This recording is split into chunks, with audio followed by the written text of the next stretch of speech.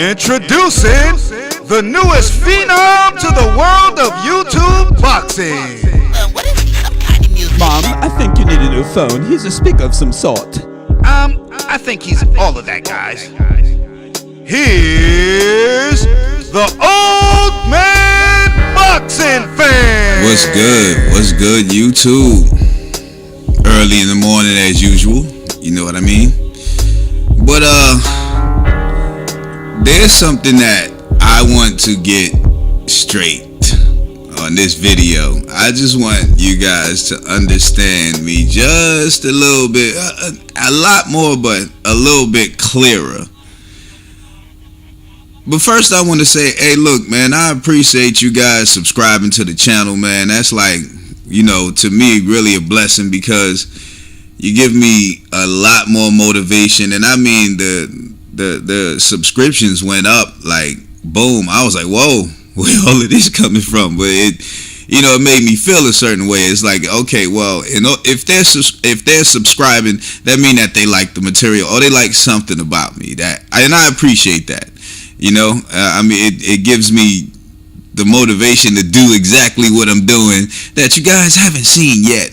But it's taking a little time because it's not just me, it's other people involved. But anyway, it seems like Andre Ward agrees with the old man. Now, I'm gonna tell you right now, I rarely go online and look to see what everybody else was saying about a fight once I see a fight. I normally go and put mines down, and sometimes I'll go search, but most of the time that I hear other people's opinion on the fight is when I go searching for another fight. You know what I mean? Like, let's say after I watch Canelo Triple G, I'll go see what Anthony Joshua is talking about, but I look up boxing news in general. You know what I mean? So next thing you know, it's all these other stuff starts popping up and I see it. But I didn't see this particular interview with Andre Ward and Stephen A. the day of the fight. I'm gonna put it. Dang, look at me, tongue twisted and all. I'm gonna put it in the description box so you guys can listen to Andre Ward and Stephen A. too. Look, when I said that Triple G, when I said Canelo was the aggressor and he made Triple G fight his fight, that's what I saw. That's why I do not listen to anybody before I do my videos, because I'm going to give you my honest opinion.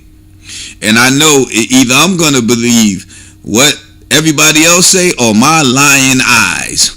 You know what I'm saying? Because it's like, look, I look at so much boxing that's ridiculous. I've been looking at it since I was younger. Yeah, there was a little stint in between when it was chumpism. You know what I'm saying? I'm like, I mean, it's just too much chumpism, and it almost happened again. But I was still watching fights even when the chumpism was going on. And some of y'all should know what I'm talking about when I say chumpism. Just a bunch of chumps out there, you know, they call themselves this, they call themselves that, and then when it comes down to, they change their whole mind. But I want to know, because I got a lot of messages telling me I don't know what I'm talking about. And I'm like, wow. You know, and I watched the fight again. I said, I seen the same exact thing. I seen Triple G not looking comfortable. And hey, Andre Ward said that Canelo dominated the fight, which he did. And as Andre Ward said, I said myself, I said, I gave Triple G some rounds. He didn't it was a close fight, but the aggressor won. And Stephen A. was saying stuff like, well, it seems like he was missing a lot of jabs to me, this, that, and the third. Look here. If you're the bigger, stronger guy and I'm hitting you and I'm making you do what I want you to do, I am dominating the fight. I don't care what you do. You cannot win a fight on jabs alone. I wish you guys would just understand. Triple G did not throw a lot of body shots. Matter of fact, he threw shots here and there. It wasn't, look, I've watched I mean, when you've been in fights, you can really see things because you know what it's like. You know what I mean? And I've been in so many fights, you know, and you got to know how to. Well, at least back then, you had to know how to fight. These days, they pull out guns, just want to shoot. It's like they taking it back to the old Western days. You know, hardly any fighting, just shooting. You know, but anyway, you know. So my perspective is different. And here's another thing that I do, which boxers should do, but I use that technique when I watch two boxers fight. In boxing, when I was learning boxing, I was taught to not watch the head, don't look down, don't look at his hands, to look straight in the middle at the solar plexus. Focus there. Your punches will go where you need them to go. Because that way, when you're following the body, that person cannot get away from you because you're not watching their head. Their head, they can move their head and duck their head, but you cannot duck and move that body. I mean, you can move it if you move your legs, but I'm just saying. So when I look at a boxing match, that's how I watch it. I look dead smack in the middle of both fighters. I'm not looking at one or the other. I'm using my peripheral vision to see what's coming from both of them. And it's a big enough TV, so I can see it, and it's clear. So when I look at it, like if I watch one fighter, I'm focusing on him, but I look in between, and I can see everything they're doing clearly. So when I watch a fight, that's how I watch it.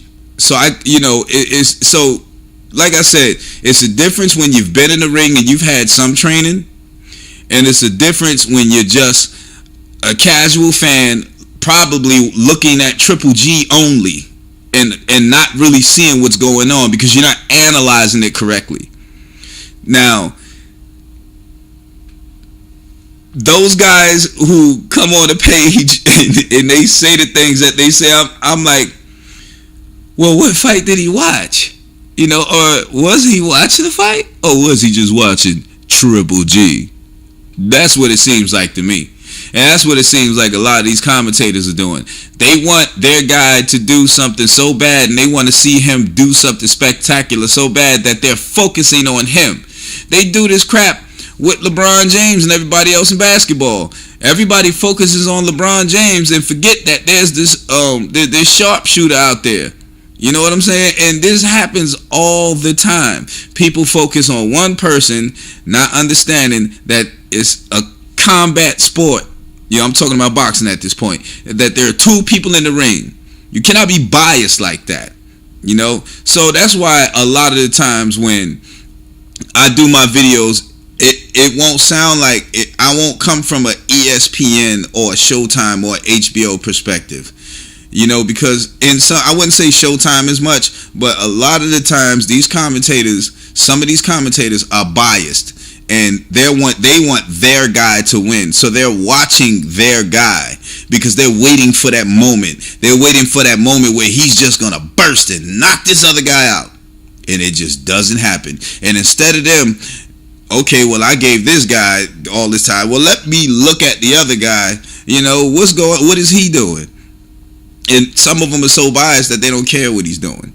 But that's, you know, me personally, I'm watching both of them. And I don't come in with this biased thought because I know, look, I'm watching both of these guys. I can tell. Like when I watched Deontay Wilder, Luis Ortiz, I was watching Luis Ortiz, and I'm like, I can just see him.